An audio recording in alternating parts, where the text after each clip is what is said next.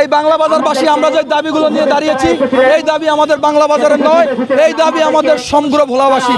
আপনারা দেখেছেন দীর্ঘ এক যুগের বেশি আমরা রাজপথে আমাদের ভোলা বরিশালের সেতু আন্দোলন সংগ্রাম করেছি, কিন্তু অত্যন্ত দুঃখের সাথে বলতে হচ্ছে যে আমরা যতগুলো যৌক্তিক দাবি রাজপথে আন্দোলন সংগ্রাম করেছি, সেই দাবিগুলোর মধ্যে একটি দাবি এখনো পূরণ হয়নি। আমরা গ্যাস চাই, সেতু দেবতায় না হবে হাতে আমরা আন্দোলন চালিয়ে যাব। আমরা রাজপথে থাকবো, আমরা ঘরে ফিরে যাব না, আন্দোলন চলবে, চলতেই থাকবে। সেতু দেবতা সেতু না হয় আর বোলার গ্যাস এইখানেই থাকবে, আমাদের বলাই থাকবে, বোলার গ্যাস বলাই থাকবে। বাকি 63টা জেলা যে সুযোগ সুবিধা গ্রহণ করে ভোলার মানুষকেও সেই সুযোগ সুবিধা গ্রহণ করতে চায়।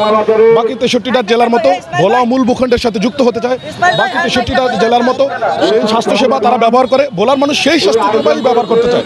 আমি মনে করি এই দাবিগুলো বেশি আহামরি কিছু না, রাষ্ট্র চাইলে, সরকার চাইলে এই দাবিগুলো পূরণ করতে পারে।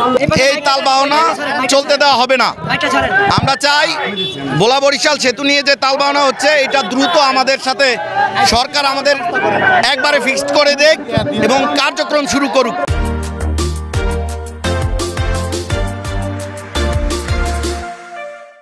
যে বন্যার কারণে ভোলা বরিশাল টোটাল ভোলা জেলা বিচ্ছিন্ন হয়েছিল, যেখানে আপনারা দেখেছেন 8টি অ্যাম্বুলেন্স এবং 3টি লাশবাহী গাড়ি যেখানে ভোলায় আসতে পারেনি। বন্যার কারণে দীর্ঘ সময় পরে সেই লাশ অন্য জেলায় দাফন করতে হয়েছিল। আজকের সেই ভোলাবাসীর কান্না, সেই ইতিহাস আমরা ভোলাবাসী ভুলিনি। আজকের যদি আমাদের সেতু থাকতো তাহলে আজকের এই দুর্ভিক্ষের ভিতরে ভোলাবাসী পড়তো না।